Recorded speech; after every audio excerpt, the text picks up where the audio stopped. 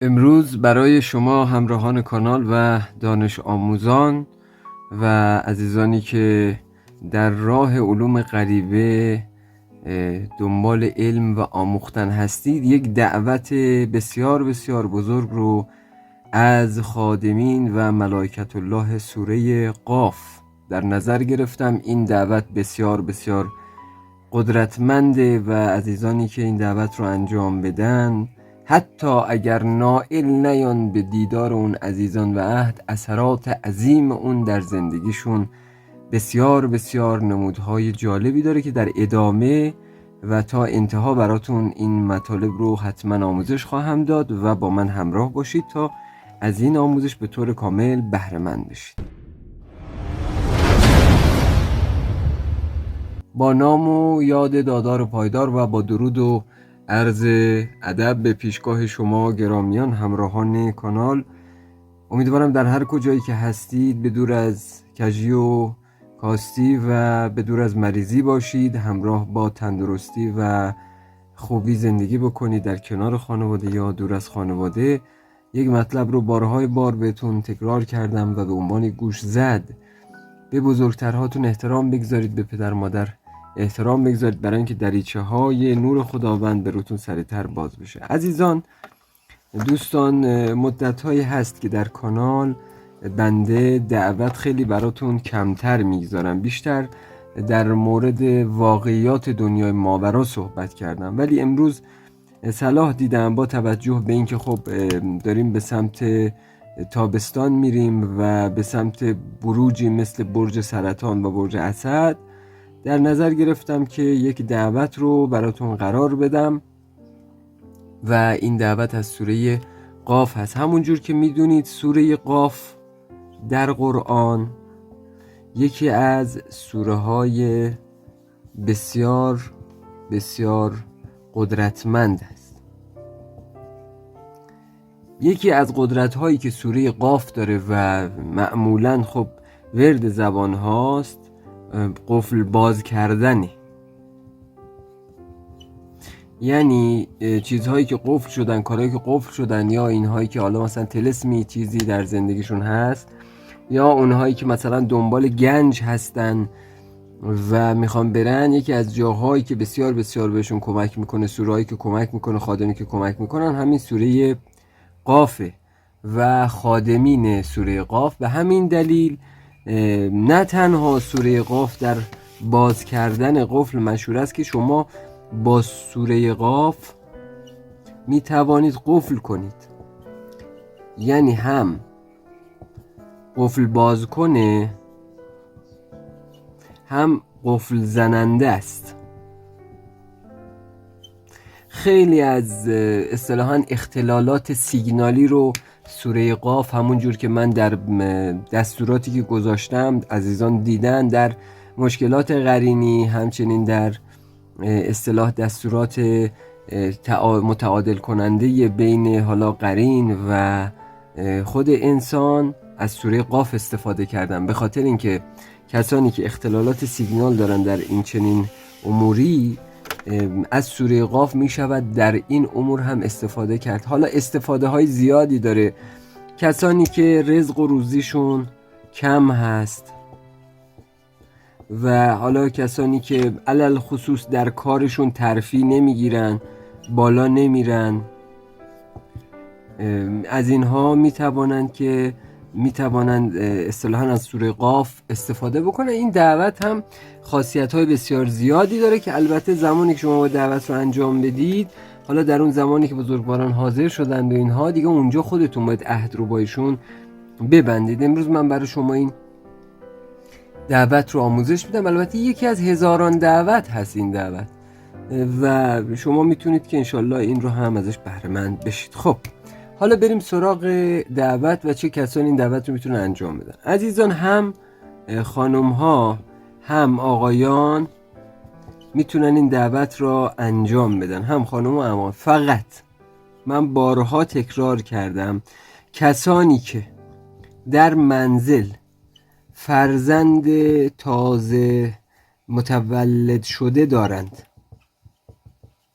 یا مثلا خانم هایی که تازه به اصطلاح فارغ شدن یا تازه زایمان کردن، یا خانم هایی که مثلا باردار هستن از ماه چهارم پنجم به بعد هست، اینها ممنوع هست براشون، ممنوع.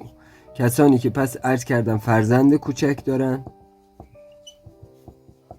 حالا حداقل فرزند باید 2 سال به بالا باشه، و کسانی هم که از ماه سوم بارداری یا چهارم بارداری به بعد باشند، نباید اینا رو در اون خونه انجام داد. اگر آقایی در اون خونه که خانمی داره باردار، اینا رو انجام ندید. لطف بکنید به خودتون اصطلاحاً ارزش قائل بشید، و من مهمترین چیز هم برام همین هست که جان شما و اون اصطلاحاً ایمنی شما در وهله اول هست.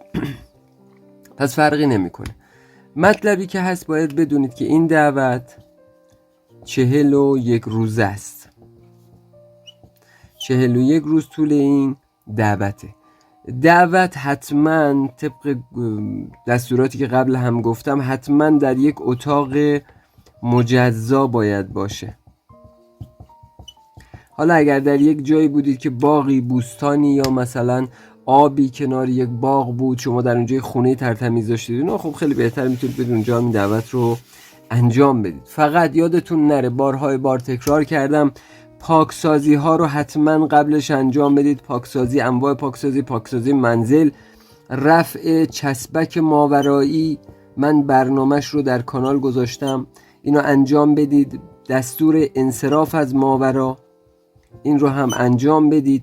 اون عزیزانی که درگیری دارن با موجودی به نام ام العفارید که من در کانال میگم در همین انتها برنامهش رو بذارن، حتما اینا رو انجام بدید دوستان. اینها باعث میشه که شما در کارتون موفق بشید، خدا نکرده به ضربه و صدمه دچار نشید. بارهای بار تکرار کردم که اینها رو سعی بکنید قبل از هر دعوتی، هر کاری اینا رو انجام بدید، خودتون رو ایمن بکنید. خب دوستان، قبل از اینکه بریم سراغ دعوت و مرحله اصلی، سپاسگزار میشم از شما برای اینکه کانال رو حمایت بکنید و این کانال صداش از طریق الگوریتم برسه به کسانی که ریسرچر هستن و دنبال و جستجوگر هستن در عالم علوم غریبه و میخوان چیز رو یاد بگیرن.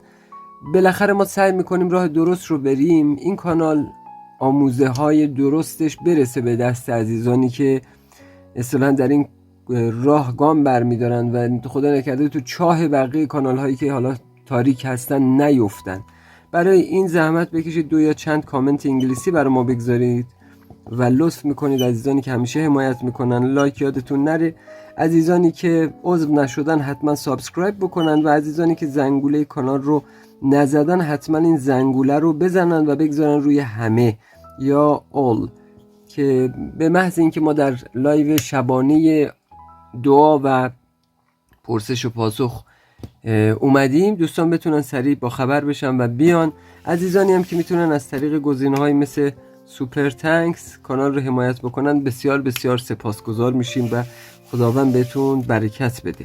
خب بریم سراغ اصطلاحاً آموزش. دوستان برای این عمل شما باید حتما لباس سپید داشته باشید. لباس سپید من بارها گفتم، اگر زیر لباستون هرچی هست روش یک لباس سپید بپوشید. میتونید سرهمی بپوشید، میتونید خانم‌ها چادر سپید، ولی نقش و نقوش نباید داشته باشه، یادتون نره.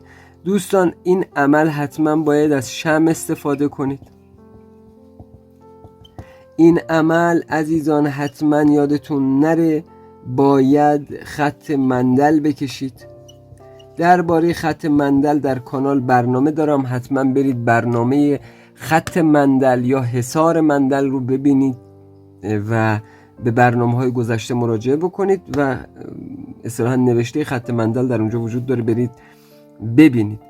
حتما یادتون نره این مسائل رو باید رعایت بکنید. این عمل حتما اسراف داره که اسراف رو انجام بدید، حتما تحسین داره، تحسین رو حتما باید انجام بدید. یادتون نره به هیچ وجه اینها رو که میگم ازش قصور نکنید، خدا نکرده به مشکل و مکافات دچار نشید عزیزان. خب این عمل طبق اعمال گذشته 2 قسمت هست، یکی بعد از نمازها و یکی هم در نیمه شب.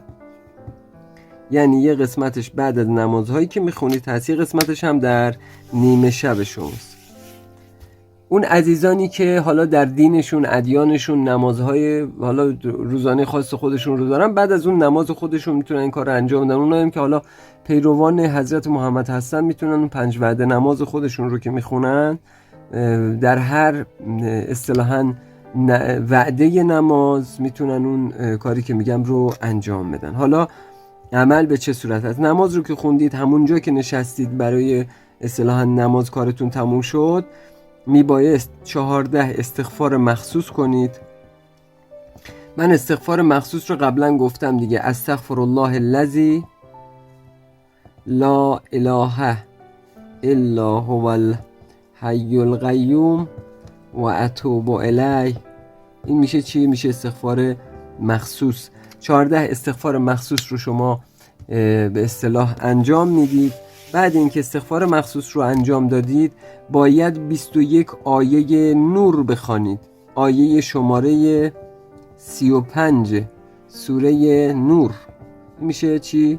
میشه آیه نور. بعد اینکه 21 مرتبه آیه نور رو خوندید میبایست عزیزان برید سراغ سوره والشمس. سوره والشمس رو هم 21 مرتبه سوره والشمس رو بخوانید.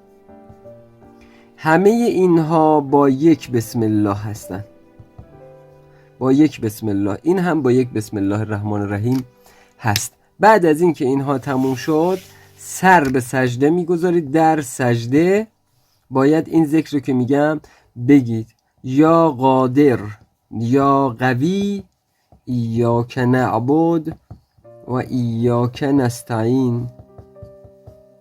این رو هم 21 مرتبه بگید: یا قادر یا قوی ایاک نعبد و ایاک نستعین. این هم از این. حالا میریم سراغ شب. فقط عزیزان من تکرار میکنم، چند مسئله است بسیار به شما ضربه میزنه. حتما رازدار باشید، حتما رازدار باشید. سر و فاش نکنید. نگید من فلان کارو انجام میدم، من این کارو انجام میدم. هیچ کس نباید بفهمه، هیچ کس. رازدار باید باشید. هر چه دیدید در خواب در اینو نباید به کسی تعریف بکنید مگر به استاد عاملی که گوشش گوش محرم. عزیزان نباید. عزیزان دوستان، عمل از 7 روز قبل تا اتمام عمل، یعنی 7 روز قبل، 41 روز هم از زمان شروع می شود، 48 روز یا 48 یوم، 48 روز شما باید ترک حیوانی باشید. یادتون نره نباید چیزی بخورید. این رو از من به شما پیشنهاد. خب عمل نیمه شب به چه صورت هست؟ نماز عشا رو خوندید، عمل پشت نماز عشا رو انجام دادید، میرید مثلا حالا از ساعت 10 شب شروع میکنید در همون اتاقی که هست. هر شب و هر اصطلاحاً عمل هر شب باید در همان ساعت و در همان مکان، یادتون نره عزیزان، در همان ساعت در همون مکان. نرید یک عمل رو ساعت 10 انجام بدید، شب بعد برید ساعت 12 انجام بدید، شب بعد برید ساعت 9. عمل باطل هست، عمل به درد نمیخوره. یا امشب برید فلان اتاق، فردا شب برید اون اتاق دیگه. اصلا نباید این کارو بکنید. در هر شبی، در هر اتاق و در هر ساعتی که شب اول، در همون اتاق و در همان ساعت تا آخرین شب عملتون. عزیزان یادتون نره شما به شدت باید دوری بکنید از یه سری خوراک ها. یادتون نره عزیزان، توصیه میکنم سرکه نخورید، سرکه نخورید، ترشیجات نخورید. این رو بارها بهتون گفتم، سعی بکنید نخورید. و از خوردن چیزایی مثل سیر و اینها دوری بکنید. یادتون نره سعی بکنید نمک کم بخورید یا نخورید اصلا، دیدتون قوی تر بشه. سعی بکنید در اون زمانی که عمل رو دارید انجام میدید از یک سری خمیردندانهای گیاهی هست، از اونها استفاده بکنید. اینا رو جدی بگیرید. و اما عمل در اتاق که وارد شدید عزیزان، ابتدای ورود در اتاق من همیشه گفتم در هر عملی ابتدا 14 صلوات مخصوص، هر شب 14 استغفار مخصوص. صلوات مخصوص چه است؟ اللهم صل علی محمد و آل محمد و علی انبیاء و المرسلین علیهم اجمعین. صلوات مخصوص. استغفار مخصوص هم که در قبل بهتون گفتم. اینا رو اول میگید، بعد میرید سراغ چی؟ سراغ اسراف. اسراف رو هم در برنامه‌های گذشته بهتون توضیح دادم. باز هم میگم 21 آیت الکرسی، 7 سوره توحید، 7 بار معوذتین. یادتون نره عزیزان. این میشه اسراف شما که اسرافتون رو باید به خودتون بدمید، به چاقوتون هم بدمید و دور خودتون اصطلاحاً این ببخشید این تحسینه، پوزش میخوام، این تحسینه. اسراف هم بهتون میگم الان، این تحسینه، پوزش میخوام، این تحسینتون هست. اسراف هم اینه، من اسراف رو بهتون بگم. اسراف سوره زلزال برای این هم همین صورت هست، فرقی نمیکنه. سوره زلزال که خوندید به کلمه اشتاتن که رسیدید 7 مرتبه چی کار میکنید؟ 7 مرتبه اشتاتن رو تکرار میکنید، اشتاتن اشتاتن اشتاتن تا 7 مرتبه. بعد ادامه سوره رو تا انتها میخوانید. بعد که این رو خوندید باید بگید ای عمار این منزل، ای عمار این اتاق، ای عمار این مکان، از این اتاق خارج شوید تا انتهای عمل من به این اتاق باز نگردید و در عمل من فساد نکنید. بارک الله فیکم و علیکم به حق ملک تارش. این میشه اسراف شما. من در مورد اسراف در برنامه‌های گذشته که با همین نام هست اسراف توضیح دادم. خب این اسراف اون هم قبلیش تحسین بود و توضیح رو به شما دادم. حالا شما باید چیکار بکنید؟ شما باید مندل بکشید. خط مندل یا خط حصار، چاقو رو از اینجا میگذارید به صورت چی؟ پاد ساعتگرد، به صورت پاد ساعتگرد برخلاف عقربه های ساعت. 7 خط باید بکشید، هر خط با یک آیت الکرسی باید بخونید. آیت الکرسی رو از اینجا گفتید بسم الله الرحمن الرحیم شروع کردید، به اینجا اومدید تا العلی العظیم، دوباره اینجا نگید بسم الله الرحمن الرحیم، دوباره از همینجا با همون ادامه بگید الله لا اله الا هو الحی القیوم. چاقوتون رو از نوک زمین بر نمیدارید. این هم از این. فقط دوستان من بارها گفتم روی فرش، روی موکت، روی اصطلاحاً پارچه، اینها مندل نکشید، مندل نکشید. خب شما الان نشستید، اینجا چه هست؟ اینجا خط مندلتون هست، چاقوتون رو به این صورت جلوتون میگذارید، لبش به سمت خودتون باشه، اینجا باید بنشینید، جای خودتون هست، شما جای شما اینجاست، اینجا هم جای بخوراتتون هست، جای دخنه هست، یک زغال قالبی یا 2 زغال قالبی برای دود کردن بخور میریزید. بخورتون چه هست؟ بهتون میگم. کندر بخورتون هست یا همون لبان انسا، به اضافه یه برگ گل محمدی عزیزان یادتون نره، دانه اسپند، کندر، برگ گل محمدی، دانه اسپند، مقداری هم سندروس میتونید قاطی بکنید و همه اینها رو سرجم بکنید، در آتیش بریزید، مقدار خیلی خیلی کم. حالا دوستان شما میتونید این عمل رو یا یک شنبه انجام بدید یا دوشنبه یا پنجشنبه. فقط قمر در عقرب نباشد، قمر در عقرب نباشه. حالا عمل باید به چه صورت خونده بشه؟ شما وقتی اسرافتون رو خوندید، تحسینتون خوندید، نشستید داخل، عمل رو از اینجا شروع میکنید. ابتدا سوره الملک رو میخوانید. سوره الملک رو که خوندید عزیزان میبایست 72 مرتبه سوره قاف رو بخوانید.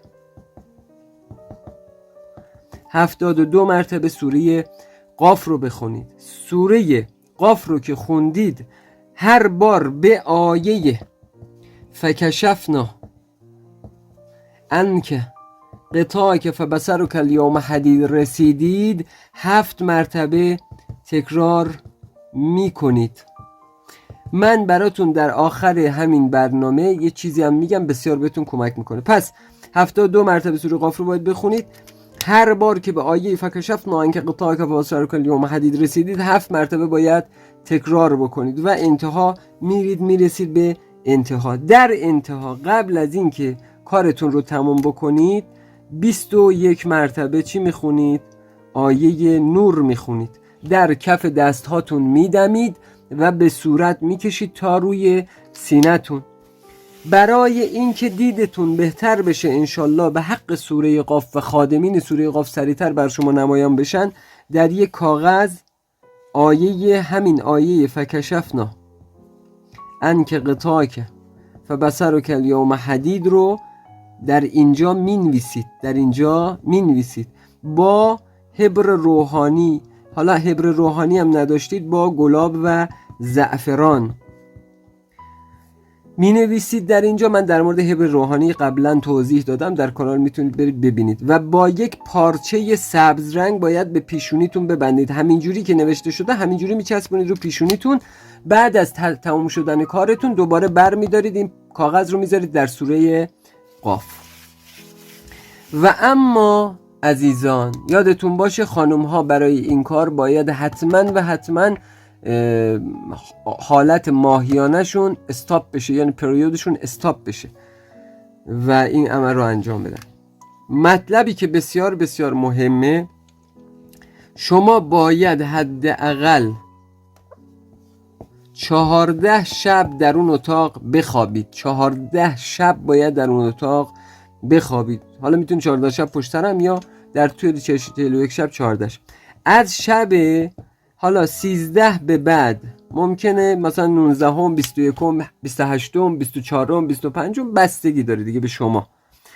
دوستان در رؤیای شما اول در رؤیای شما 3 یا 7 عزیز میان. 3 یا 7 عزیز ممکنه هم از 5 نفر باشن، میان برای شما آگاهی رو میدن از این که حالا مثلا دید شما میخواد به این عالم باز بشه، این عالم، یا ممکنه به شما دستوراتی رو بگن، ممکن هست به شما بگن مثلا در خلال این کارت این کار رو هم انجام بده، یه سری چیزها رو ممکنه به شما بدن، یا ممکن هست به شما کتابی بدن یا به شما قلمی بدن. اگر قلم یا کتاب به شما دادن که خب خیلی خیلی خیلی کارتون بهتر پیش میره. اگر نه چیز رو بهتون ندادن، فقط یک آگاهی رو بهتون دادن، ادامه میدید تا شب 41. اتفاق انشالله در شب 41 میاد. هر کاری قبل از اون برای شما اتفاق افتاد که بیان به شما بگن آقا ما اومدیم فلان کردیم، اینها درست نیست، اومدن شما رو گول بزنن، از مندل خارج نمیشید. اگه کسی شما رو صدا کرد جوابش رو نمیدید تا شب 41. کارتون که تموم شد حضرات، حالا 3 نفر یا 5 نفر یا 7 نفر میان جلو شما میشینن، حضرات بزرگوار، بزرگهاشون میشینن، پشت سری هاشون میان، کاری بهشون نداشته باشید. اون عزیز اول خودش باهاتون صحبت میکنه، نام خودش و نام به اصطلاح معاونشون رو به شما میگن و اونجاست که باید عهد ببندید. در مورد عهد هم در برنامه‌های گذشته صحبت کردم که چگونه عهد بگیریم از خدام. انشالله این کار رو انجام بدید عزیزان. اون عزیزانی که بارها بهتون گفتم مبادا بدون پاکسازی، بدون روحانیت بالا برید این کارا رو انجام بدید، به هیچ وجه از این اعمال انجام ندید. کسانی باید این اعمال رو انجام بدن که حتما درجهشون بالا باشه انشالله. به امید خدا کانال رو حمایت بکنید عزیزان. برای انصراف اگر خواستید از انصراف هم استفاده بکنید عزیزان، 1 مرتبه سوره قاف میخونید و 7 سوره توحید و 7 زلزال. در هر بارم که هر کدوم از اینا رو خوندید 7 بار میگید انصراف دادم از این عمل، هرچی به واسطه این عمل وارد زندگیم شد و هرچی اصطلاحاً بند اتصال من اتصال پیدا کرد همه پاره بشه و هر موجودی اومده برگرده به جای خودش. بارک الله فیکم و علیکم. بعد هم فردای اون یک زکاتی، یک کمکی به نادار و نیازمند انشالله بکنید عزیزان. امیدوارم که از این برنامه هم لذت برده باشید، این آموزش رو انشالله یاد گرفته باشید و کانال رو به شدت حمایت بکنید عزیزان. این کانال محتاج حمایت های شما عزیزان و بزرگواران هست. سعی ما بر اینه که راه درست رو به عزیزان نشون بدیم، نه راه تاریکی و تباهی رو. برای ما هم دعا بکنید، محتاج دعای شما هستیم. تا برنامه دیگه و تا زمان دعا، دادار پایدار یار و یاور شما گرامی.